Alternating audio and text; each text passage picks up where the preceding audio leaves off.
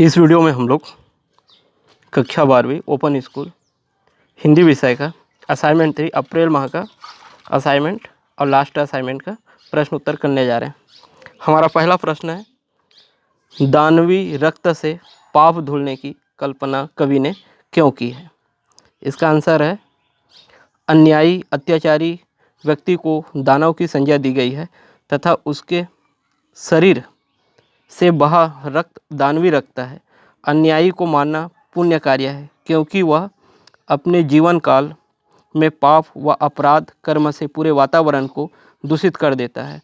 उसके शरीर के रक्त से ही उसके पाप धुलते हैं। इसी आधार पर कवि ने यह कल्पना की है। यह हुआ हमारा प्रश्न फर्स्ट का उत्तर। प्रश्न दूसरा है हमारा, युवा पीढ़ी की आत्मनिर्भरता और स्वाभिमान के लिए स्वाधीन चेतना का होना बहुत आवश्यक है। इस कथन का विश्लेषण कीजिए। युवा पीढ़ी में आत्मनिर्भरता और स्वाभिमान तभी कायम रह सकती है जब उसकी स्वाधीन चेतना बनी रहे। इस दशा में वह किसी के हाथों की कठपुतली नहीं बनेगा। अपने बुद्धि और विवेक से वह उचित अनुचित सही गलत का चुनाव कर पाएगा। युवा पीढ़ी यदि आत्मनिर्भर नहीं होगी तो अपनी स्वतंत्रता खो बैठेगी। अपने स्वाभिमान को बनाए रखने युवा पीढ़ी को सतत परिश्रम एवं संघर्ष करना होगा, अन्यथा जीवन में उन्नति कर पाना मुश्किल हो जाएगा। ठीक है, यह हुआ प्रश्न दूसरा का हमारा आंसर। प्रश्न तीसरा है हमारा, दो पार्ट में डिवाइड है, क और का। तो प्रश्न 3 का नंबर का प्रश्न है, छायावादी कविता की कोई दो विषयगत विशेषताएं लिखिए। उत्तर, पहला विशेषता है इसका व्यक्तिवाद की प्रधानता।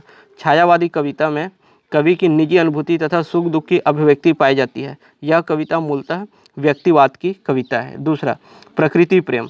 छायावादी कवियों का मन प्रकृति चित्रण में खूब रमा है। प्रकृति के साथ आत्मीयता का संबंध जोड़ा गया है।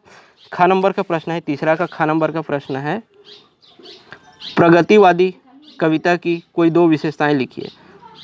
उत्तर, पहला है मानवतावाद का स्वर। ये कवि अपनी मानवता की शक्ति में विश्वास रखते हैं। प्रगतिवादी कवि कविताओं के माध्यम से मानवतावादी स्वर बिखेरते हैं। दूसरा है क्रांति का स्वर। प्रगतिवादी कवि क्रांति में विश्वास रखते हैं।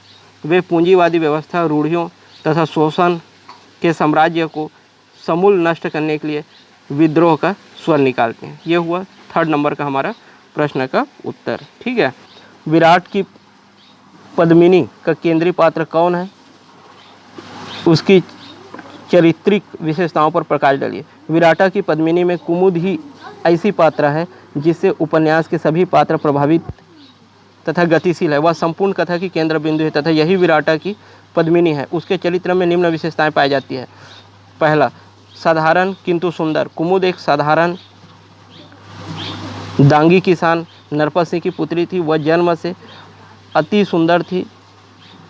किशोरावस्था में पहुँचते पहुँचते उसकी सुंदरता की ख्याति चारों ओर फैल जाती है। दूसरा, अलौकिकता में लौकिकता। कुमुद अपने अनुपम सौंदर्य के कारण दुर्गा की अवतार समझी जाती है। दुर्गा की अवतार के अनुकूल ही उसका आचरण है। तीसरा, एकनिष्ठ मौन प्रेमिका।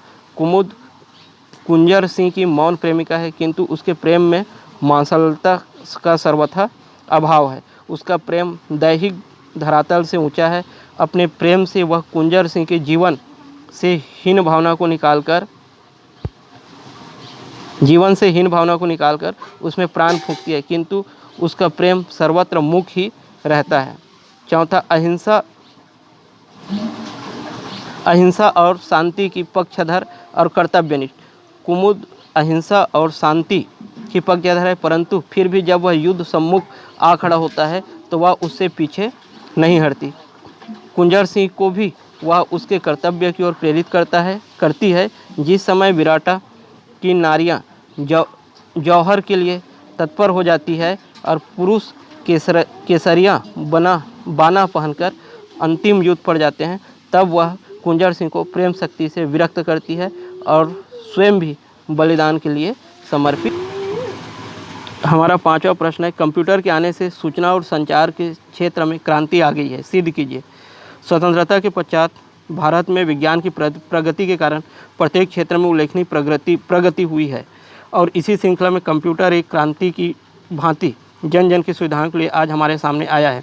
विज्ञान और सूचना प्रणाली के माध्यम से कंप्यूटर द्वारा आज हम कृषि, चिकित्सा, दुग्ध उत्पादन, आंतरिक तक पहुंचना, रक्षा, अनुसंधान, परमाणु ऊर्जा प्रौद्योगिकी विकास के साथ साथ संचार प्रणाली, शिक्षा आदि क्षेत्रों में उन्नति के साथ आगे बढ़ने में सक्षम हो पाए हैं। कठिन से कठिन कार्य मिनटों और घंटों में पूर्ण हो जाते हैं। इसलिए कहा जाता है कि कंप्यूटर के आने से सूचना और संचार के क्षेत्र में क्रांति आ गई है। ये हुआ हमारा असाइनमेंट 3 हिंदी विषय का कंप्लीट प्रश्न और उत्तर। अच्छा, प्लीज़ यदि मेरे वीडियो में आप नए हो तो चैनल को सब्सक्राइब और लाइक ज़रूर करिए। धन्यवाद।